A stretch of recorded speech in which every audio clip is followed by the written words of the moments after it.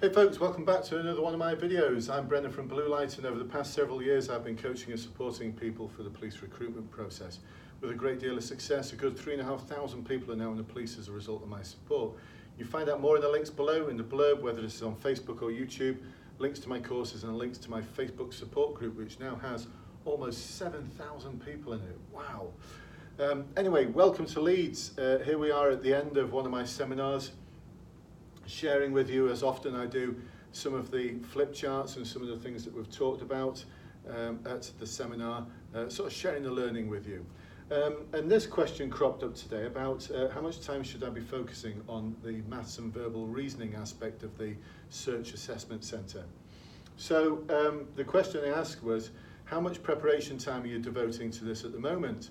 And quite a few of my clients said, about 50% of my time. 50%? Oh my goodness, why are you spending that amount of time on something that has only about 5% of the total mark? About 5% of the total mark. So if that's 100% of all the marks available, you're spending 50% of your time on something that's got about 5% of the total mark.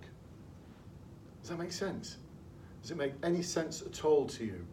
Especially as with the maths and verbal reasoning, you can't fail on them. You could fail the actual exercise. So let's say the maths is worth 2.5% of the total mark available. You can fail that, but you won't fail the whole of the assessment centre because of it. If you fail on the written exercise, it's an overall fail. If you do not achieve 50% in working with others, it's an overall fail. If you get a D anywhere in working with others, it's an overall fail. So those are the areas that you need to be focusing on.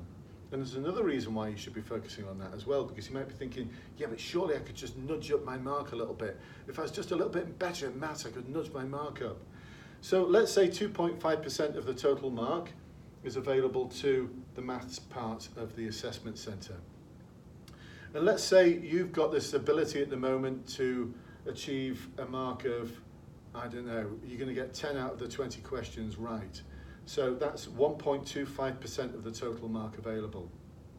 So if you improve your mathematical capability by 20%, that's going to give you, what, 12 out of 20? Am I right? 12 out of 20? Which is going to be an improvement of, what percentage will that be? Actually, here's the thing, I'm rubbish at percentages and I'm rubbish at maths. But my guess is it'll take you from 1.25% to about 1.5%.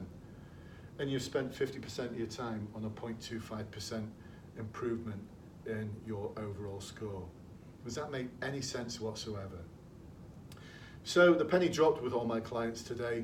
They've all left knowing that they're going to focus on the role play, which is probably about that much, the written exercise, which would be about that much, and the interview, which would be about that much. We did a lot of work today on role play technique, on interview technique. That's where you're going to pick up the big numbers, because you need to be getting scores in the 60s now. Even though the national pass mark might be 50%, what a lot of forces are having to do is screen people out based on the scores at the assessment centre. Cheshire have just done it recently, Gloucestershire have just done it recently, where they're looking for scores way into the 60s. Devon and Cornwall have always said 60% plus. Forces like Durham Constabulary as well, looking for really high marks.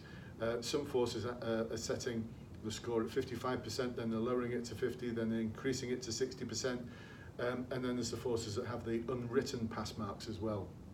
So one of the things that we covered today is the need to be focusing on getting a score up into the 70s, hoping it's going to be either in the 70s or in the 60s, because that's going to get you through to the next stage. Because trust me, it's incredibly competitive, folks. So there you go, a little top tip for you. Forget the maths and English. I joked once with a client about 3 years ago who said, I'm rubbish at maths. I just said, answer what you can and put C for everything else. She did that and she got a C. And that's been my advice ever since. Just answer what you can and put a C for everything else.